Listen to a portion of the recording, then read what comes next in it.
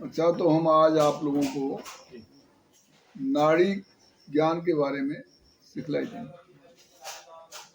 तो नाड़ी देखने के बारे में मैंने आपको 2-3 बातें बताई।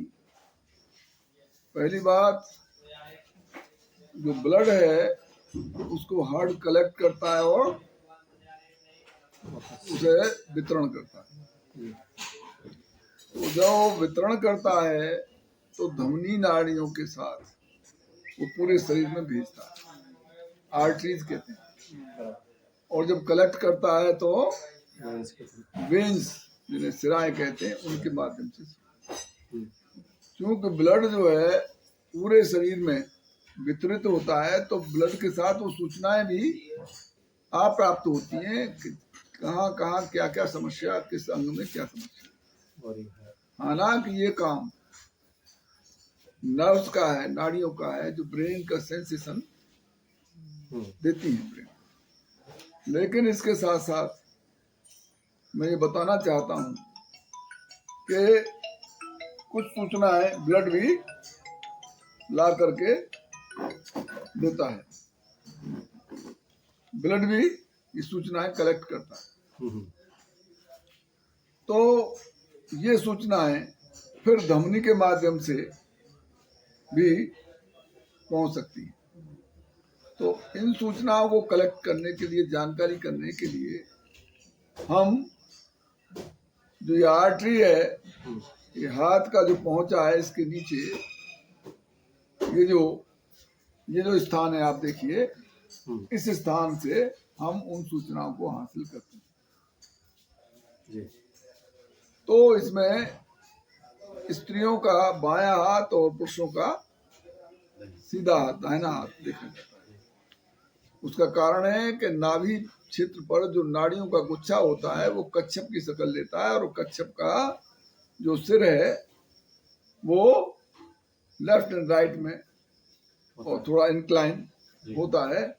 तो उसकी वजह से हम स्त्री पुरुषों का बायां दाहिना देख सकते हैं। अब बात आती है कि सुबह सुबह खाली पेट देखनी चाहिए। क्यों? रात को जब व्यक्ति सोता है तो नींद तभी आती है जब सभी धातुएं, दोष, मल, ये सब शांत हो जाते हैं। इन्हीं के नाम है तीनों के। इन्हीं को मल कहते हैं, इन्हीं को धातु कहते हैं, इन्हीं को दोष कहते हैं। जब दूषित होती है तो दोष कहते हैं, और जब शुद्ध होती है तो धातु कहते हैं। तो जब ये बैलेंस्ड होते हैं तभी नींद आती है। अगर ये डिसबैलेंस्ड हैं, जैसे मान लिया पित्त की नाड़ी बढ़ी हुई है तो वायु की नाड़ी बढ़ी हुई है, तो आपको कदापि नींद नहीं आएगी।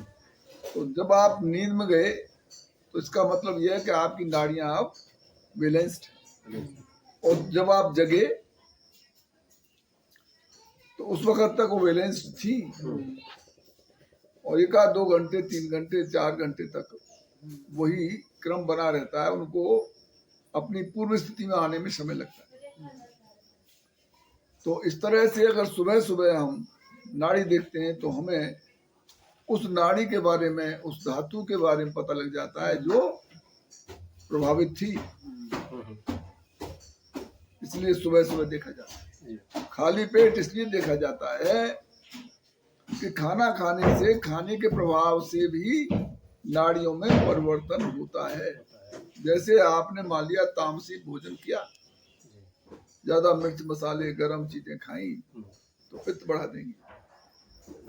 आपने ठंडी चीज खाई तो कफ बढ़ा देंगी, और आपने वायुकारक चीज खाई तो वायु बढ़ा देंगी। तो हमें वो सूचनाएं हासिल करने में परेशानी होती है। तो इसलिए जो है आपको सुबह सुबह और खाली पेट नाड़ी देखनी चाहिए। अब आप अगला स्टेप में आइए कि नाड़ी को कैसे देखा जाए। तो देखिए, आप अपना ये लेफ्ट हैंड लीजिए और ये राइट हैंड को यूं पकड़िए, ठीक है। तो ये जो अंगूठा है, अंगूठा के नीचे अंगूठा, इसके नीचे जो हड्डी है ये, हाँ, इससे भी थोड़ा सा नीचे ये नाड़ी दिख रही होगी, ये वाली, जी, इस पर आप उंगली रखिए, है ना।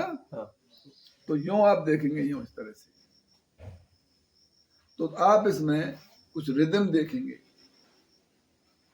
सुनाई दिया? हाथ से महसूस हुआ कि इसमें कुछ पंपिंग हो रही है। ये हार्ट की सूचनाओं को आपको बताता है। ये अब आपके हार्ट की पंपिंग है। हार्ट में एकत्र सूचनाओं को आपको ये दे रही है। ठीक? आपको नहीं मिली? मुझे मिलाओ भाई।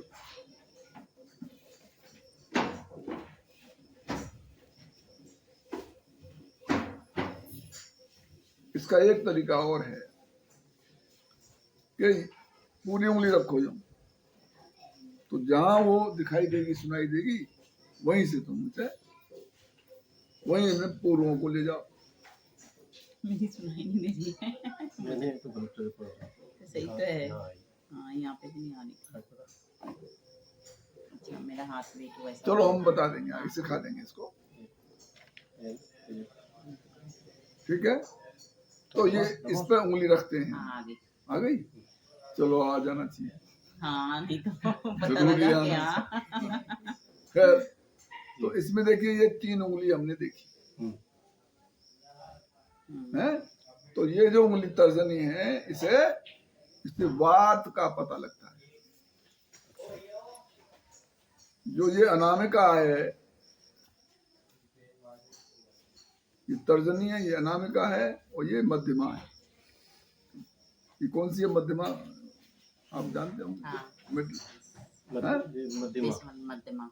ये मध्यमा है, और ये तर्जनी। तर्जनी। तर्जनी तो ये है तर्जनी ये है। है तर्जनी।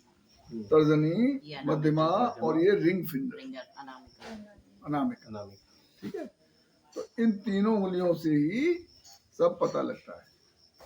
तो ये बताएगी बात, ये मध्यमा बताएगी पित्त, और अनामिका बताएगी कफ। तो वात, पित्त और कफ, ये तीनों उंगलियां बताएंगी।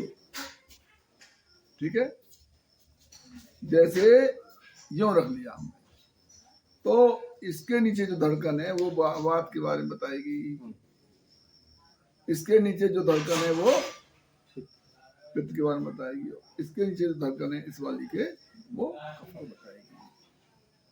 बात समझ में आ गई आपको? हाँ जी। अब आज हम आपको वात के बारे में बताएंगे। वात माने वायु, गैस। अच्छा। ठीक है, इससे सबसे अधिक और कठिन और असाध्य रोग वायु के ही होते हैं।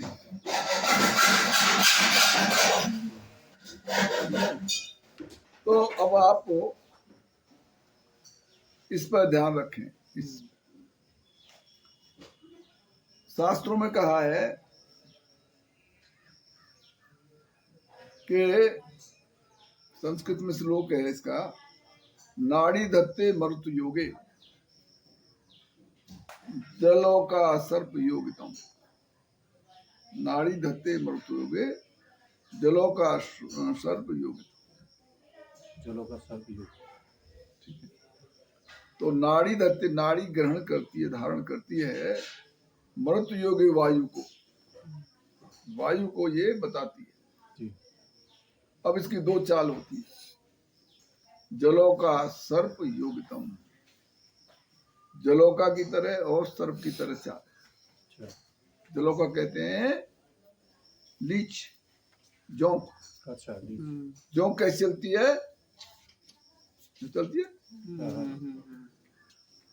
ये जलोका है। अच्छा। और सर्प कैसे चलता है? ये टेढ़ा, लहर खाता हुआ। तो अगर जलोका वत चल रही है तो ठीक चल रही है। अच्छा। तो वायु ठीक है। और अगर वो तिरछी विरछी चल रही है तो मामला गड़बड़ है। और जितना तेजी से चल रही है उतना ही गड़बड़ ज्यादा। अच्छा। लीच की तरह चलनी चाहिए।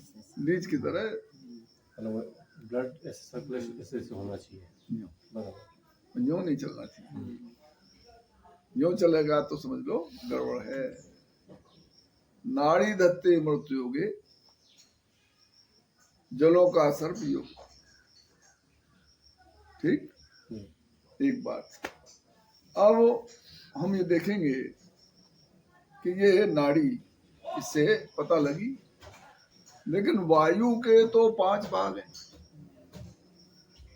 प्राण, उदान, ज्ञान, समान और अपान। ठीक है, 5 भागों में ये डिवाइड हुई। प्राण, उदान, ज्ञान, समान और अपान। उड़ान उड़ान नहीं, दान। उड़ान प्राण, उदान, ज्ञान, समान और अपान। 5 भाग आपको रटने पड़ेंगे और जानने पड़ेंगे। जी। शरीर में इनके अलग अलग स्थान है। प्राण कहाँ है? प्राण कहाँ चोट मारने से प्राण खत्म हो जाते हैं बताओ? यहाँ पे सिर में, सिर पे। हार्ट में, सबसे ज्यादा सेंसिटिव यही है। हाँ, तो यही प्राण भाग जाते हैं जब ये चोट मारी जाती है। कहाँ स्थान है इसका?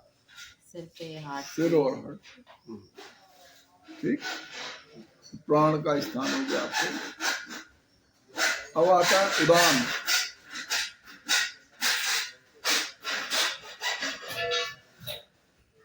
उदान जो है उसका स्थान है कंठ अच्छा। से सीने तक।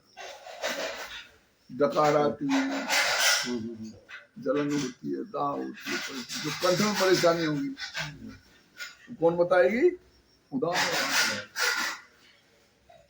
ठीक है, ये उदान वायु कहाँ तक है? यहाँ तक है।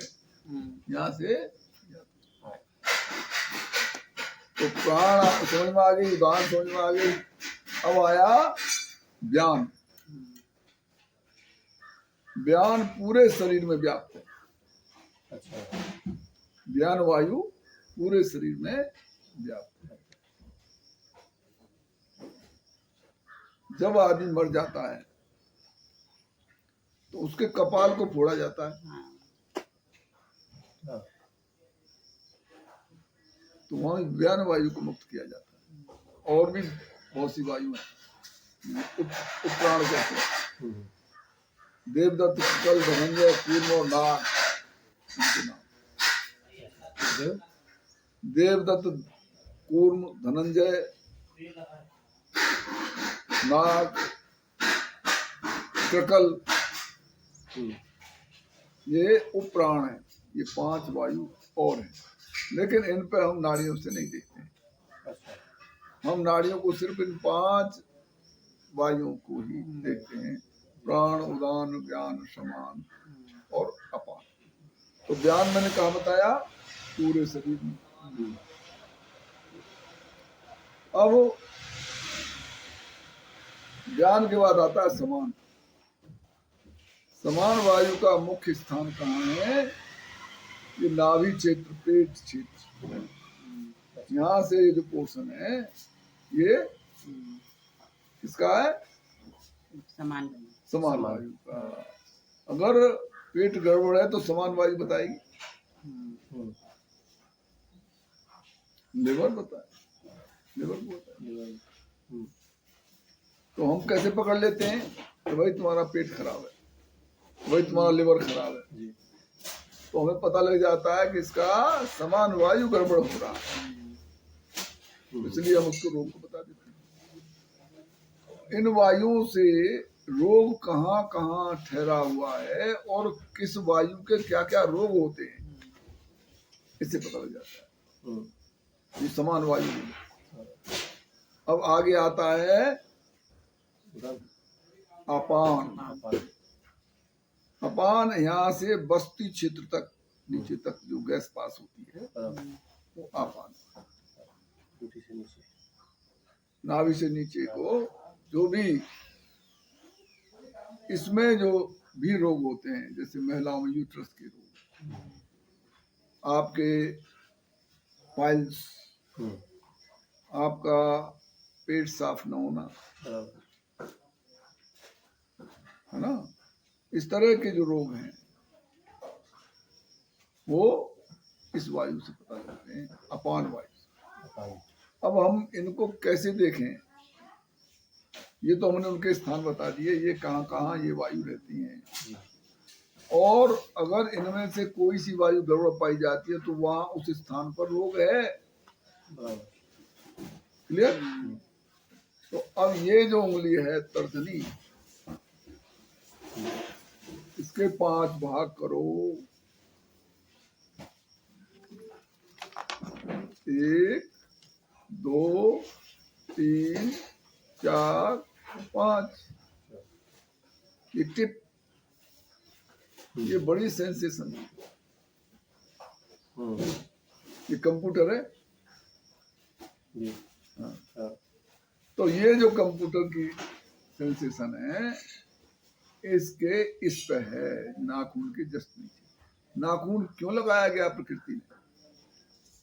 ये बहुत इंपॉर्टेंट पार्ट है बॉडी का, हम्म, सूचना लेने का, इसलिए इसे सुरक्षित करने के लिए नाखून लगाया। अच्छा, इसी को तो सुरक्षित कर रहे हैं। हाँ, अगर ये पूर्व कट जाए तो आपको पता नहीं लगेगा कहाँ क्या हो रहा है। बराबर। तो जो नर्व के एंड्स हैं जो ब्रेन को जाते हैं, हम्म, यहाँ तक है, इनके जो एंड्स हैं वो ज्यादा सेंसिटिव होते हैं, तो वो उस सूचना को ब्रेन को देंगे कि भाई इनके यहाँ मामला ये है।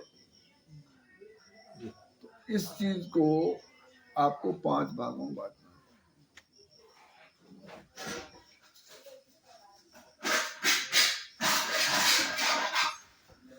ठीक?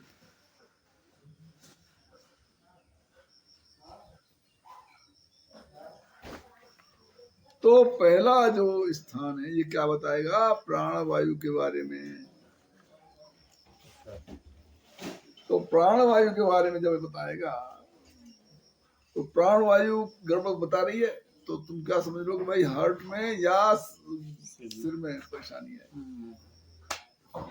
हार्ट या सिर को वो प्रभावित करेगा। तो आप देख के बता देते हैं कि भाई आपके सिर में दर्द है, या तो आपके सिर में जो है कोई हेमरेज है, या सिर में परेशानी है, तो किसे देख के बताओगे? प्राणवायु को। प्राणवायु का स्थान ये। हम्म, तुम्हारे सीने में गड़बड़ है, हार्ट में गड़बड़ है, या ब्रेन में गड़बड़ है, ये प्राणवायु बताएगी। और कितनी है उसकी गति, उसकी दिशा, उसका लघुपना, भारीपना, ये सब सूचना यहाँ से आती है। हम्म, ठीक है, ये है प्राणवायु। अब दूसरी आती है उदान वायु। बराबर। अगर ये पोर्शन कुछ बता रहा है ये, तो ये बताएगा कि साहब आपकी कंठ में कोई दिक्कत है, छाती में, कंठ में कफ है, हम्म, या तुम्हें बोलने में परेशानी है, वाणी में दिक्कत है, स्पष्ट नहीं बोल पाता है, तो इससे संबंधित जो सूचना होंगी वो कहाँ होंगी? उदान में। बराबर। तो आप इसे पकड़ के उदान को ढूंढ लोगे। हम्म, उदान आपने सूचना दे रहा है तो आप बताओ भाई कंठ में आपकी परेशानी है, सीने में दिक्कत है, हम्म, लंग्स में दिक्कत, टीबी है, श्वास है, तुम्हें हम्म, तो बोलने में दिक्कत है। ठीक है, ये सूचना कहाँ से मिलेगी? उदान। उदान वायु। उदान वायु से। अब आगे चलिए आप बयान। बयान से क्या पता लगता है? बुखार। अच्छा, भाई बुखार में पूरे शरीर में दर्द होगा कि नहीं होगा? होगा। बुखार में पूरा शरीर तपेगा कि नहीं तपेगा? दर्द काय से होते हैं? वायु से होते हैं। वायु कौन सी है? पूरे शरीर में दर्द है तो ज्ञान वायु। तो ज्ञान वायु देखा, ज्ञान वायु बोले तो क्या पूरे शरीर में दर्द है, परेशानी, पूरे शरीर परेशानी तो बुखार में होती है। ठीक है, तो पूरे शरीर का दर्द और परेशानी को कौन बताता है? ज्ञान वायु। ज्ञान वो कहाँ है? बीचों बीच, बीचों बीच मिडिल। इससे आपको ज्ञान वायु के बारे में पता लग गया। हम्म। अब आता है समान। समान वायु कहाँ है? पेट क्षेत्र में। तो इससे क्या क्या सूचना मिलेगी? लिवर की सूचना मिलेगी, अच्छा। आपके आमाशय की, आपकी अंतड़ियों की। हम्म। तो ये डाइजेस्टिव सिस्टम है, इससे इसकी पता है। अच्छा। तो वो कौन बताएगा? समान समान वायु जो कहाँ है?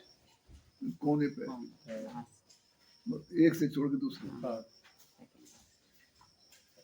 तो इससे आपको ज्ञान वायु का पता लगा। ज्ञान वायु से आपको रोगों का पता लगा। और तीसरा है, लास्ट है अपान वायु। अपन।